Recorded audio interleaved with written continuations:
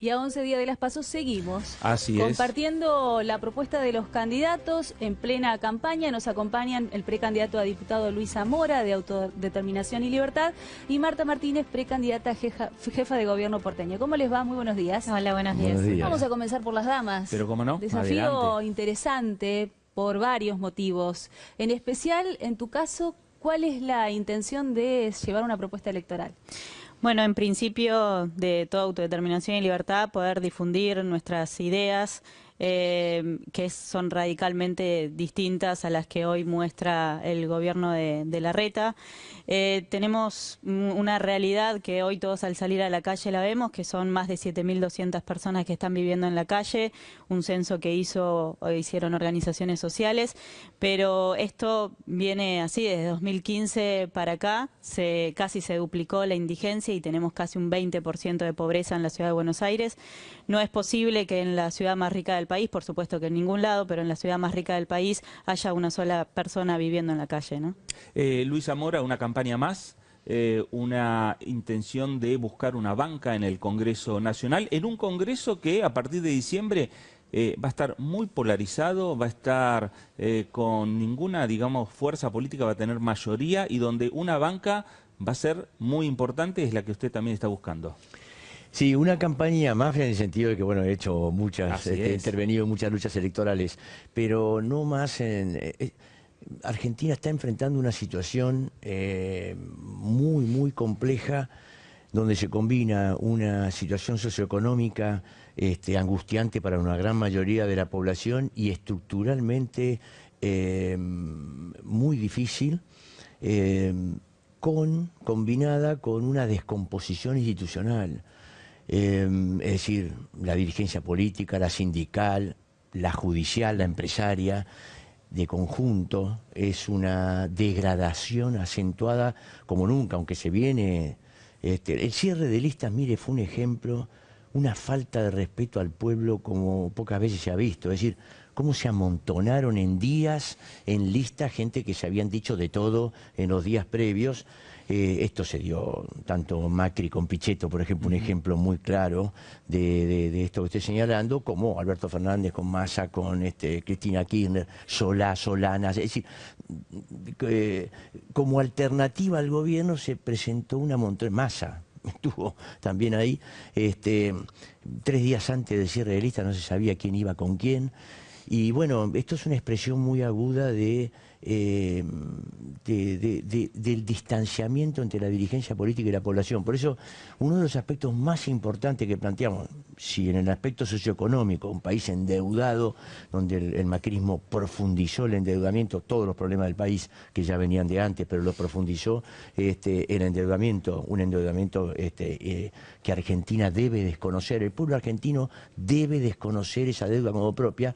Al mismo tiempo tenemos que plantear frente a la dirigencia política esta tan lejana y tan defensora de intereses tan pequeños, mecanismo de democracia directa, donde el pueblo no tenga dirigentes, tenga dirigidos, es decir, los dirijamos, no que nos dirijan y nos manden, los mandemos, los ponemos para algo, no cumplen esa tarea, podamos revocarle el mandato, en tanto como hacemos con cualquier mandato. Si no lo cumplen, buscamos otra persona que sea mejor y más adecuada. Es decir, tenemos que ir a cambios de fondo. Argentina, si respeta los acuerdos con el fondo, no tiene perspectiva de país. Y al mismo tiempo, esta dirigencia, ya tanto lo ha dicho Fernández como ya Macri, lo va a respetar o va a buscar seguir negociando, priorizando esos reclamos. Solo el pueblo puede desconocer esos acuerdos defendiendo sus intereses. Marta, en la prioridad, lo social, como primer tema en la agenda de la propuesta de autodeterminación y libertad. ¿Cuáles son las otras áreas donde te parece hay que hacer foco para mejorar la calidad de vida de los porteños? Bueno, en principio lo que decíamos de vivienda, no, digamos, personas en situación de calle, no pueden existir viviendas ociosas, habiendo gente que está durmiendo en la calle, que son, digamos, en este caso 7.200, pero también tenemos más de 500.000 personas que tienen déficit habitacional, al mismo tiempo que tenemos cerca de 350.000 viviendas que están ociosas. Eso no se puede permitir. En ese caso, lo que decimos es, debe haber un aumento del ABL, porque efectivamente con lo recaudado allí se podría solucionar lo inmediato, que son estas personas que están viviendo en la calle, pero además, si hablamos de educación, por supuesto, un aumento del presupuesto inmediato. Estamos viendo que hay escuelas en Ciudad de Buenos Aires que están plagadas de ratas, y también en el barrio Mujica lo que sucedió fue una caída de un techo en una escuela pública. Por el otro lado, aparte, la quita de subsidios. Ustedes saben que al menos un 19% del presupuesto del ministerio se van a transferencias, y la mayoría de ello va a la escuela privada, a subsidio a escuela privada. Obviamente eso tampoco puede suceder, se tiene que reforzar la escuela pública y de calidad. Y hay dos cuestiones en relación a salud. En principio, hay una intención del gobierno de la ciudad que es lo que se llama 5 por 1, que es eliminar 5 hospitales para dejar uno solo, por supuesto para hacer negocio inmobiliario en los terrenos en donde están los otros. Eso tiene que volver para atrás, no puede darse. Y por el otro lado, la importancia que tienen las enfermeras, que son la columna vertebral de todo el sistema de salud pública, que se las ha desconocido en la ley que se votó el año pasado de profesionales de la salud, se las ha excluido, y para nosotros, por supuesto, tienen que estar dentro de una ley de profesionales de la salud que las reconozca, al mismo tiempo que también tiene que existir un aumento del presupuesto en salud, infraestructura, salarios, etcétera. Ahora, Marta y Luis, hay temas que usted está planteando, Marta, que tienen que ver con políticas en la ciudad de Buenos Aires, pero que también, Luis, se pueden aplicar a necesidades políticas a nivel nacional. Digo, ¿y puede haber acuerdos políticos, acuerdos de decir, nos ponemos de acuerdo en políticas de Estado sobre diferentes temas? Yo creo que lamentablemente la mayoría de la dirigencia política así más tradicional se va a poner de acuerdo, pero alrededor no de problemas que signifiquen respuestas a defender el país y a los intereses del pueblo. Se van a poner de acuerdo porque están anticipando que hay que hacer un gran acuerdo, que el problema es muy difícil, que para enfrentar esta coyuntura tiene que empresarios, sindicalistas, dirigentes políticos de las distintas fuerzas, oposición y... Caramba, un candidato que diga eso, si tiene respuestas para los problemas que tiene el pueblo y el país, ¿por qué necesita ponerse de acuerdo con todos los demás? ¿Tiene el respaldo del pueblo para hacerlo? O lo que piensan hacer es llevar adelante políticas de ajuste. Mire, vencen 150.000 millones de dólares en los próximos 4 años. 60.000 de ellos con el Fondo Monetario. El Fondo Monetario ya sabe que eso, no hay dólares en Argentina para pagar eso.